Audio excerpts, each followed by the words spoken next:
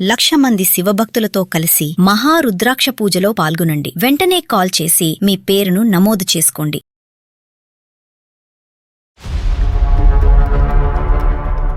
ఇప్పుడు ఫుల్ గా చాలా మారిపోయారండి. అడిస్ట్లో అయిపోయి ప్రతి మాటకి తిడుతున్నారు. హౌస్ వైఫ్ అంటే ఎన్ని పనులు చేయాలండి ఇంట్లోనూ. నేను అసలు తట్టుకోలేకపోతున్నాను. ఈ మధ్యన చచ్చిపోవాలని అంత బాధ వస్తుంది. లవ్ లో ఇష్టపడి ఒక అబ్బాయిని ఇష్టపడిందండి. ఇంట్లో లేచి వెళ్ళిపోయిందండి. అన్నం పెట్టి అవండి అంటే కూడా ఏమని మీద పడిపోతారండి. అసలు పిల్లలు మీరు కలిసి సొసైటీలో నన్ను తలెత్తుకోలేకుండా నాశనం చేశారు. హౌస్ వైఫ్ అన్న తర్వాత ఇంట్లో తిని కూర్చోవటం కాదు. పూర్తిగా అంతా అయిపోయిన తర్వాత అదిగో నీ వల్ల 2 పిల్లలు చెడిపోయారు అనేటటువంటిది మంచి మాట కాదండి. అది చాలా తప్పు. పిల్లలు చేసిన పనికి నేను సొసైటీలో తలెత్తుకోలేక సగం తెచ్చి బతుకుతున్నాను. ఇంకా ఈ మీడియాలు ఛానళ్ళు అవి అని చెప్పి నన్ను పూర్తిగా చంపేదలుచుకున్నారా? మీరు ఫుల్ టైం జాబ్ చేస్తున్నారు కాబట్టి పిల్లలు పెంచేటటువంటి విధానం కేవలం ఇంట్లో ఉండే house wife they full time job అనేది ఎవరు రాశారు, ఎవరు నిర్ణయించారు?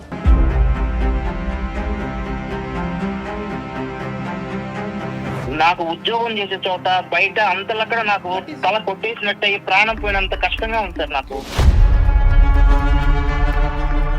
అసలు మీ ఇద్దరి మధ్యన ఈ డిస్ప్యూట్ అనేటటువంటిది క్లారిఫై అవ్వకపోతే వాళ్ళిద్దరు జీవితాలు మీరు నిలబెట్టలేరు. మీ వరకే కాదు, మేము ఎలాగన్నా కొట్టుకుంటాం, పిల్లలు మాత్రం బాగవ్వాలి అంటే sorry, that is impossible. A psychiatrist ఏమీ చేయలేదు.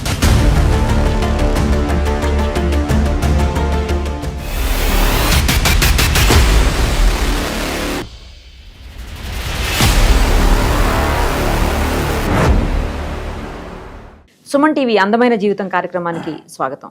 ప్రస్తుతం మనతో పాటు ఉన్నారు ప్రముఖ సైకియాట్రిస్ట్ డాక్టర్ కళ్యాణ్ చక్రవర్తి గారు. డాక్టర్ గారు నమస్తే. నమస్తే మేడం.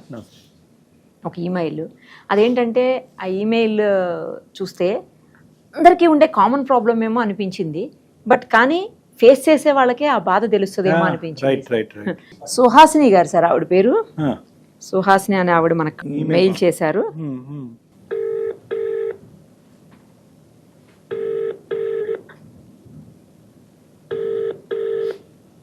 హలో హలో, నమస్తే అండి, సుహాసిని గారేనా మాట్లాడేది? అవునండి. ఓకే, నేను నిరుపమ, సుమన్ టీవీ అందమైన జీవితం కార్యక్రమం నుంచి కాల్ చేస్తున్నానండి. చాలా థ్యాంక్స్ అండి. మెయిల్ చేశారు కదా. అవునండి. ఇప్పుడు మనతో పాటు ఉన్నటువంటి డాక్టర్ కళ్యాణ్ చక్రవర్తి గారితో ఒకసారి మాట్లాడి మీ ప్రాబ్లం ఏంటో చెప్పండి. చెప్పండి సుహాసిని గారు. నమస్తే అండి. నమస్తే సార్. నమస్తే అండి. నమస్కారం, చెప్పండి. ఒక సమస్య ఉందండి. ఆ సమస్యను ఎవరితో చెప్పుకోవాలో ఏం చేయాలో అర్థమవట్లేదు. చాలా రోజుల నుంచి నేను సతమతం అయిపోతున్నానండి.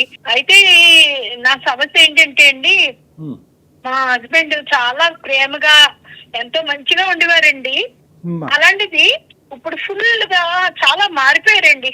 అడిస్ట్లో అయిపోయి ప్రతి మాటకి తిడుతున్నారు. కొట్టడానికి కూడా సిద్ధమైపోతున్నారండి ఇష్టం వచ్చినట్టు. హౌస్ వైఫ్ అంటే ఎన్ని పనులు చేయాలండి ఇంట్లోనూ. బట్టలు ఉతకాలి, అంట్లు తోమాలి, ఇంటి పిల్లల్ని పెంచుకోవాలి, క్యారేజీలు కట్టాలి, ఇన్ని పనులు చిన్నప్పటి నుంచి వాళ్ళని పెంచి పెద్ద చేసేనా. ఆయనకు అసలు ఇది లేదండి, చెడబడి తిట్టేస్తున్నారు. చాలా బాధగా ఉంటుందండి. ఈ సమస్య ఒకసారి మీకు చెప్పుకుందామని చేశాను. పిల్లల బాధ్యత హౌస్ వైఫ్ దే కాదు కదండి, మగుడుగా ఆయన కూడా పెంచి పెద్ద చెయ్యాలి కదా పిల్లల్ని. అన్ని తిరిగి తీస్తున్నారు.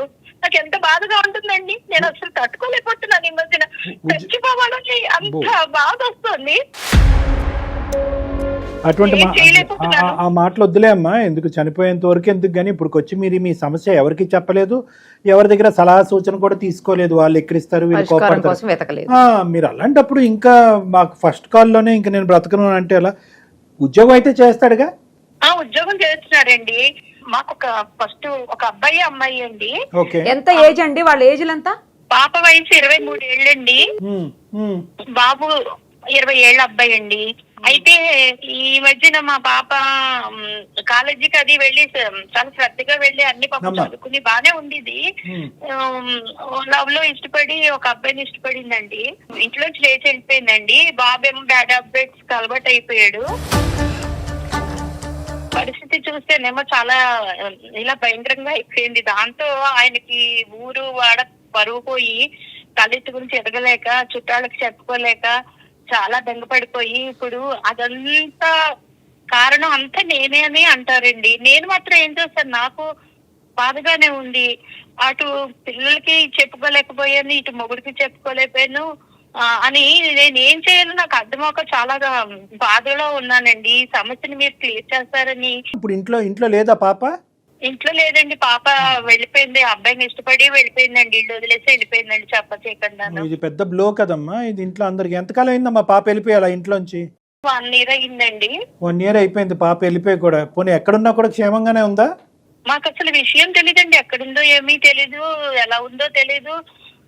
దాని గురించి ఓ పక్కన నేనేమో బెంగ పెట్టుకున్నాను, ఓ పక్కనేమో ఈయన ఈ బాధలు అవి తట్టుకోలేకపోతున్నాను. అసలు ఏం చేయాలో నాకు అసలు అర్థం. అలా కదమ్మా, ఫస్ట్ ఆడపిల్ల ఇంట్లోంచి వెళ్ళిపోయినప్పుడు మీరు పోలీస్ కంప్లైంట్ పెట్టుకుని ఆ ప్రక్రియను ఏదన్నా చూడాలి. కానీ మీరిద్దరు ఇంట్లో కూర్చుని కొట్లాడుకుంటే ఎలాగమ్మా? నీ తప్పని ఆ అమ్మాయి సంగతి ఎప్పుడు మిస్సింగ్ కేసు ఏదో పెట్టాలి, పోలీసుల ద్వారా మాట్లాడిపించాలి.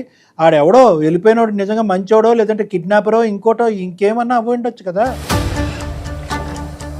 అంత ఇష్టపడి ఆ అబ్బాయితో వెళ్ళిపోయినప్పుడు ఇంకా అమ్మాయి గురించి ఇంకా ఎందుకు ఆలోచించాలన్న ఉద్దేశంతో ఊరుకుని పోయాము. నెక్స్ట్ పాప కాడ ఇలా బాగా బ్యాడ్ హ్యాబిట్స్ అలవాటైపోయాడండి. అస్సలు మారట్లేదు, ఎంత చెప్పినా వినట్లేదు. మీ నాన్న కోపం వస్తుందమ్మా, మీ నాన్న అని చెప్పినా కూడా అర్థం చేసుకోవట్లేదండి పిల్లడు కడాను. దాంతో ఈయన చాలా కోపం వచ్చేస్తుంది. అంత కోపం కూడా నా మీద తీర్చుకోవాలనుకుంటారు తప్ప పిల్లాడిని చూసుకోవాలి చెయ్యాలన్న ఆలోచన అన్నదే లేదండి. సరేనమ్మా అమ్మ, మీరు పాప వరకు ప్రేమించి ఒక అబ్బాయితో వెళ్ళిపోయింది, అలా చెప్పా పెట్టకుండా ఆ అమ్మాయి వెళ్ళిపోవటం పరువు తీసేటటువంటి పని చేయటం వల్ల ఆ అమ్మాయి ప్రస్తావన పెద్ద ఇక్కడ రావాలి అని అనుకోవట్లేదు అన్నది కూడా మాకు అర్థమవుతుందమ్మా. సరే, ఆ అమ్మాయి ఎక్కడో ఉంది. మీకు ప్రేమ పెరిగినప్పుడు ఆ అమ్మాయికి ఒక ఆలోచన పెరిగినప్పుడు కుటుంబం కలుస్తుందని మనం అనుకుందాం. అబ్బాయినైనా కూడా కొద్దిగా చెడు అలవాట్ల నుంచి మాన్పించి ఏదో ఒకటి చేయొచ్చుగా, మీరు మీ ఆయన కలిసికట్టుగా. అదేనండి, నేను ఎంత ప్రయత్నం చేస్తున్నా పిల్లాడు అసలు మాట వినట్లేదండి.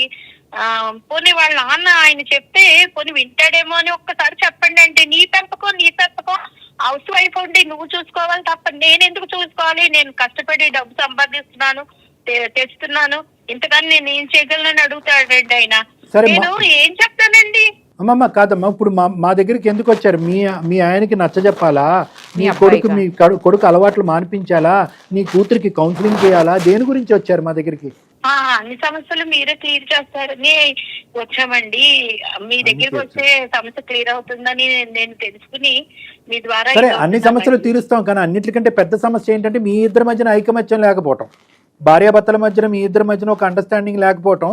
అసలైనటువంటి కథను వెనక్కి పెట్టి కూతురు కాస్తే వెళ్ళిపోయి ఇంట్లోంచి వెళ్ళిపోయి సంవత్సరం అయితే కనుక ఆ అమ్మాయి బాగోగులు ఎలా ఉన్నాయనేది తెలుసుకోకుండా ఈరోజు అతను మిమ్మల్ని నిందించడం, మీరు మీ అబ్బాయికి చెప్పాలనుకోవటం, మీ అబ్బాయి మీ మాట వినకపోవటం, మీరిద్దరు కొట్లాడుకోవటం, సుమన్ టీవీ వరకు రావటం. సో దీన్ని బట్టి మాకు అర్థమైంది ఏంటంటే ఫస్ట్ అసలు మీ ఇద్దరి మధ్యన ఈ డిస్ప్యూట్ అనేటటువంటిది క్లారిఫై అవ్వకపోతే వాళ్ళిద్దరు జీవితాలు మీరు నిలబెట్టలేరు. మీ వరకే కాదు, ఏ తల్లిదండ్రులకైనా మనం చెప్పేది ఇదే. మేము ఎలాగన్నా కొట్టుకుంటాం, పిల్లలు మాత్రం బాగవ్వాలి అంటే sorry, that is impossible. A psychiatrist ఏమీ చేయలేదు.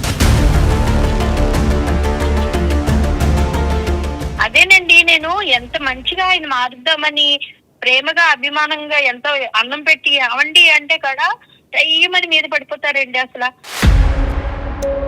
ఏదో మార్చుకోవాలి అని ఎంత ప్రయత్నం చేస్తాను, మాట కూడా వినరండి. నేను హస్బెండ్ అంటే ఇప్పుడు ఆవిడ ఒక పక్క నుంచి కూతురు వెళ్ళిపోయిందనే బాధ, కొడుకు ఇలా అయిపోతున్నాడన్న బాధ, ఇంకో పక్క నుంచి అంటే భర్త సరిగా లేడు, మాట్లాడలేదు, సరిగా ఏదిలోనూ ఇన్వాల్వ్ అవ్వట్లేదు, బాధ్యతలు తీసుకోవట్లేదు, ఉతికి ఆరేస్తున్నారు. సరే అమ్మా, ఇప్పుడు అతనితో ఒకసారి మాట్లాడదాం అమ్మా. కలపండి ఫోను. మీ వారి పేరు? కృష్ణమూర్తి అండి. సరే, ఒకసారి ఫోన్ కలపండి అమ్మా. కృష్ణమూర్తి గారు, అసలు అతని ఆలోచన ఏంటి, ఉద్దేశం ఏంటో తెలుసుకుందాం. రైట్ అమ్మా. The person you are speaking with has put your call on hold. Hello, ఏమండి ఆఫీస్ లో ఉన్నారా? అవును, ఆఫీస్ లో ఉన్నా. చెప్పు. తిన్నారా? తిన్నాను. ఏంటి చెప్పు. అది కాదు, మీ గురించి ఎంతో ఇష్టంగా నేను క్యారేజీలో అన్ని వండడానికి అసలు ఎలా ఉన్నాయి ఏంటి, ప్రేమ అభిమానంగా ఒక్కసారి మాట్లాడడం రాదా అండి మీకు? ఎప్పుడు సీరియస్ గానే మాట్లాడతారా? ఏంటో కొత్తగా ప్రేమలో ఏంటండి, నేను ఎప్పుడు కూడా మారలేదు. మీరే నా లోకం అనుకుని నేను బతుకుతున్నాను. అలాంటిది ఒక్కసారి ప్రేమగా మాట్లాడరు, చెయ్యరు. పిల్లలు మీరు కలిసి సొసైటీలో నన్ను తలెత్తుకోలేకుండా నాశనం చేశారు. పిల్లలు పెద్దయిగా కూడా నేనే కాలేజీకి వెళ్ళాక వాళ్ళు ఏం చేస్తున్నారో ఏం చదువుతున్నారో నాకేమి అర్థమవుతుందండి. ఇంట్లో పనే చేసుకుంటానా, బయట పిల్లల్ని కనిపెట్టుకుని ఉంటానా? హౌస్ వైఫ్ అన్న తర్వాత ఇంట్లో తిని కూర్చోవడం కాదు. ఈ వయసుకు వచ్చిన పిల్లలు ఇంట్లో ఉన్నారు, వాళ్ళు ఏం చేస్తున్నారు, ఎలా బతుకుతున్నారు ఏంటి అనేది కొంచెం నిఘా అనేది ఉండాలా. కృష్ణమూర్తి గారు నేను నిరుపమ అండి, సుమన్ టీవీ అందమైన జీవితం కార్యక్రమం నుంచి మాట్లాడుతున్నాం. సుమన్ దేని గురించి మేడం?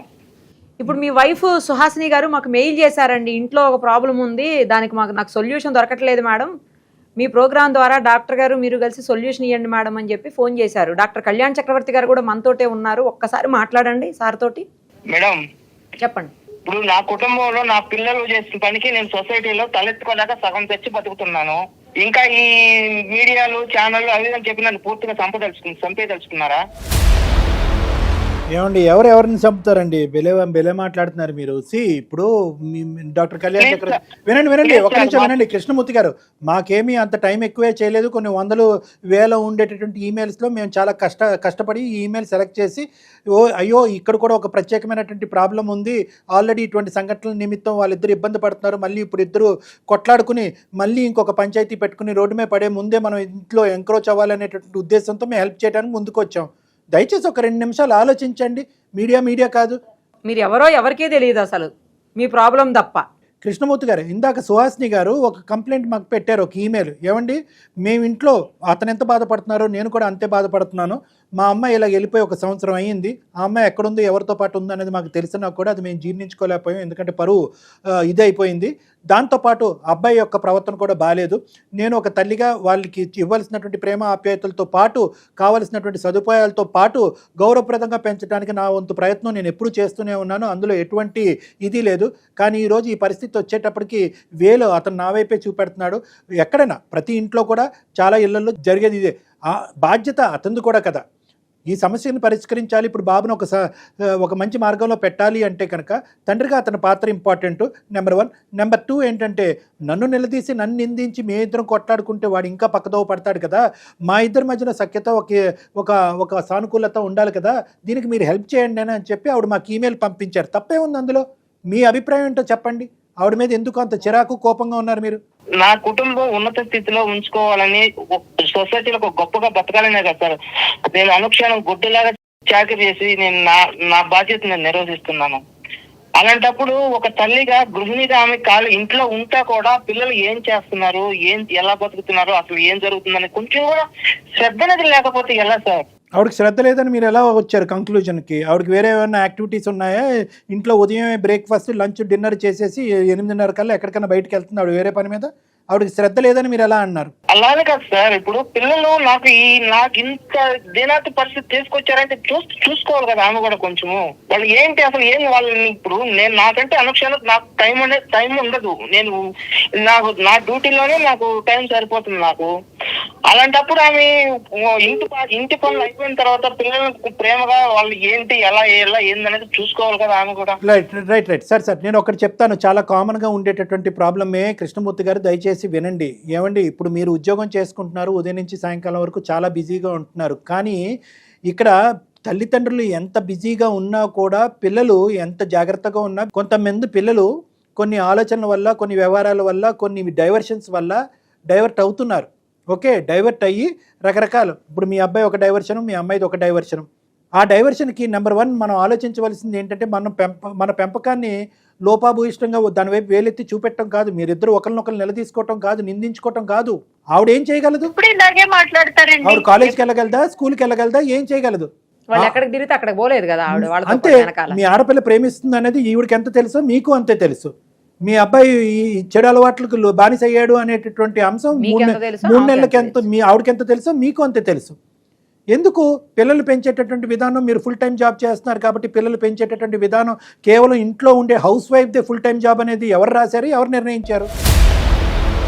ఇంకా పైపెచ్చు ఒక తండ్రి అంటే కనుక పిల్లలకి ఎంతో కొద్ది గొప్ప ఒక భయం ఉంటుంది.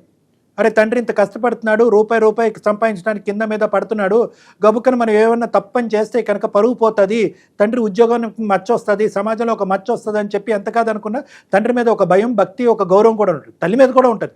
కానీ తండ్రికి ఆ కంట్రోల్, భయంతో కూడినటువంటి భక్తి, ఆ కంట్రోల్ చేసేటటువంటి కెపాసిటీకి ఒక ప్రత్యేకమైనటువంటి పవర్ తండ్రికి ఉంటుంది.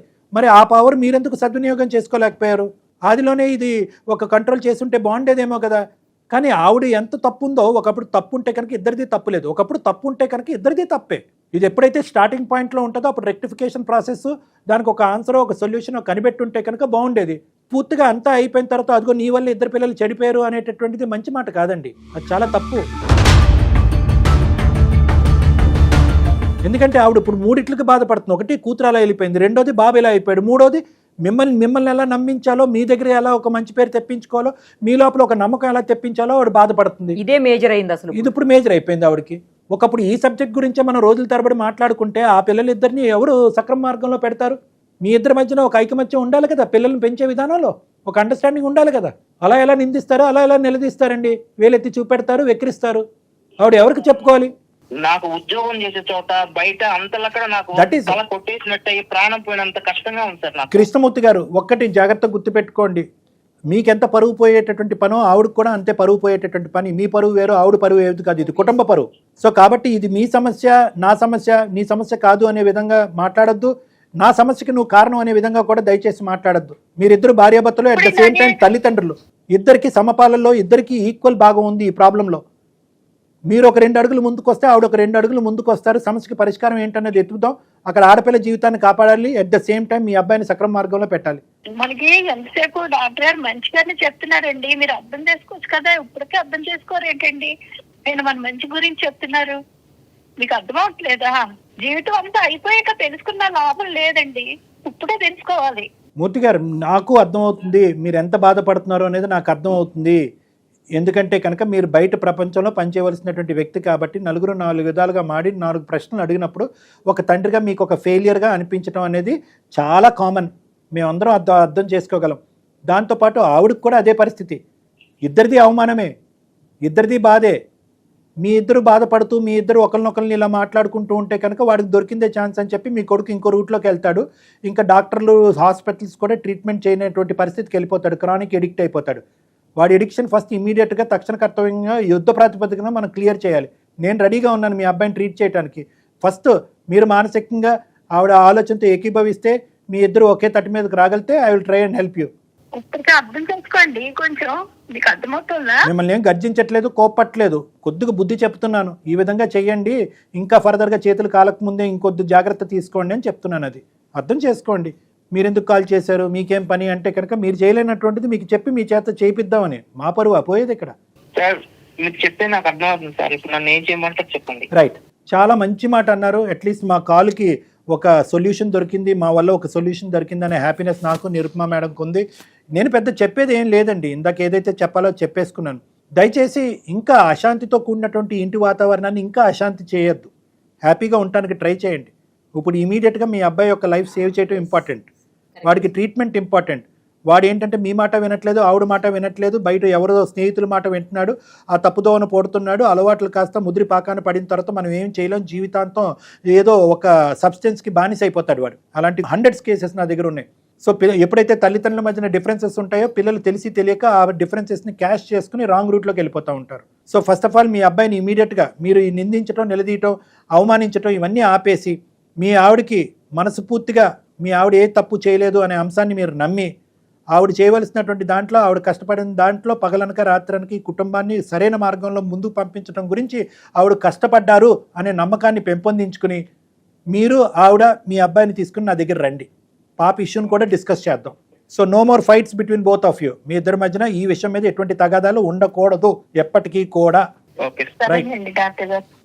ఇద్దరు కలిసి ఒక సొల్యూషన్ చేసుకోవడం బెటర్. ఓకేనమ్మా, రండి నా దగ్గరికి. ఓకే తప్పకుండా వస్తాను. మూర్తి గారు అర్థమైందిగా? Okay sir. Right, all the best. రండి. Thank you. వీళ్ళు అసలు సమస్యను గాలికి వదిలేసి వీళ్ళిద్దరు కొట్లాడేసుకుంటున్నారు. ఎటువైపు ఆలోచించాలో అర్థం కాక కన్ఫ్యూజన్ లో మనకి చేసింది మేడం. రైట్ సార్, మంచి సొల్యూషన్ చెప్పారు. Thank you so much.